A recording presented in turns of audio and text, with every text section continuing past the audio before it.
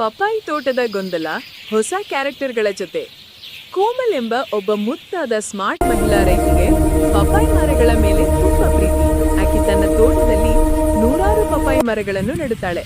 ಪ್ರತಿದಿನ ಸರಿಯಾಗಿ ನೀರು ಹಾಕುತ್ತಾಳೆ, ಗೊಬ್ಬರ ಹಾಕುತ್ತಾಳೆ, ಮಾತಾಡುತ್ತಾಳೆ ಕೂಡ. ನನ್ನ ಪಪಾಯಿ ಮಕ್ಕಳೇ, ಬೇಗ ಬೆಳೆದು ದೊಡ್ಡವರಾಗಿ. ಕೆಲವು ದಿನಗಳಲ್ಲಿ ಮರಗಳಲ್ಲಿ ದೊಡ್ಡ ದೊಡ್ಡ ಪಪಾಯಿಗಳು ತೂಗಾಡಲು ಶುರುವಾಗುತ್ತವೆ. ಕೋಮಲ್ ತುಂಬಾ ಸಂತೋಷವಾಗಿ ಎಲ್ಲ ಪಪಾಯಿಗಳನ್ನು ಕಿತ್ತು ಬುಟ್ಟಿಯಲ್ಲಿ ತುಂಬಿ ಮನೆಗೆ ಹೊತ್ತೊಯ್ಯುತ್ತಾಳೆ.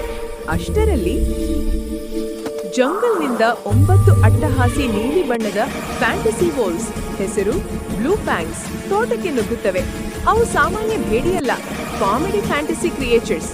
ಅವು ಪಪಾಯಿ ನೋಡಿದ ತಕ್ಷಣ ಓಹೋ, ಒಳ್ಳೆ ಬಂಜುಕು ಹಣ್ಣು ಎಂದು ಹೇಳಿ ಪಪಾಯಿಗಳನ್ನು ತಿನ್ನಲು ಶುರು ಮಾಡುತ್ತವೆ. ಕೆಲವೇನೆ ಮರಗಳನ್ನು ಕೂಡ ಉಪಾಡಿಸಿ ಎಸೆದು ಬಿಡುತ್ತವೆ. ಕೋಮಲ್ ತನ್ನ ಚಿಕ್ಕ ಜೋಪಡಿಯಲ್ಲಿ ಕಿಟಿಕಿಯಿಂದ ನೋಡಿ ಹೆದರಿ ಬೀಳುತ್ತಾಳೆ. ಇವ್ರು ನನ್ನ ಪಪಾಯಿ ಕಿಡ್ಸ್. ತಕ್ಷಣ ಫೋನ್ ತೆಗೆದು ರೆಸ್ಕ್ಯೂ ಸ್ಕ್ವಾಡ್ 27ಗೆ ಕಾಲ್ ಮಾಡುತ್ತಾಳೆ.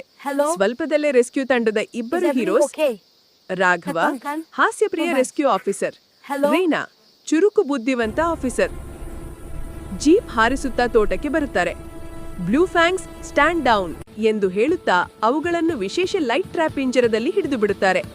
ಎಲ್ಲಾ ವೋಲ್ಸ್ಗಳನ್ನು ಹಿಡಿದು ಜೀಪಿಗೆ ತುಂಬಿಸಿ ಕಾಡಿನ ಸಂರಕ್ಷಣಾ ಜೈಲಿಗೆ ಕರೆದೊಯ್ಯುತ್ತಾರೆ. ಕೋಮಲ್ ಸುರಕ್ಷಿತ, ಪಪಾಯಿ ತೋಟವೂ ಉಳಿಯುತ್ತದೆ. ಆದ್ರೆ ಕೊನೆಯಲ್ಲಿ ಕೋಮಲ್ ಕುಳಿತು ಕುಳಿತು ಅಳಲು ಶುರುವಾಗುತ್ತವೆ.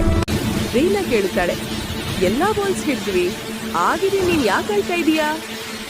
ಕೋಮಲ್ ಕಣ್ಣೀರನ್ನು ಒರೆಸಿಕೊಂಡು ಹೇಳುತ್ತಾಳೆ, ನನ್ನ ಪಪಾಯಿ ತೋಟ ಸ್ಟೋರಿ ಯಾರು ಲೈಕ್ ಸಬ್ಸ್ಕ್ರೈಬ್ ಮಾಡಿಲ್ಲ, ಅದಕ್ಕೆ. ರಾಘವ ನಗುತ್ತಾನೆ, ಅಯ್ಯೋ, ಅದನ್ನು ನಾವು ಸರಿ ಮಾಡ್ತೀವಿ. ಫಸ್ಟ್ ಆ ಪಪಾಯಿಗಳನ್ನ ಇನ್ಸ್ಟಾಗ್ರಾಮ್ಗೆ ಹಾಕೋಣ.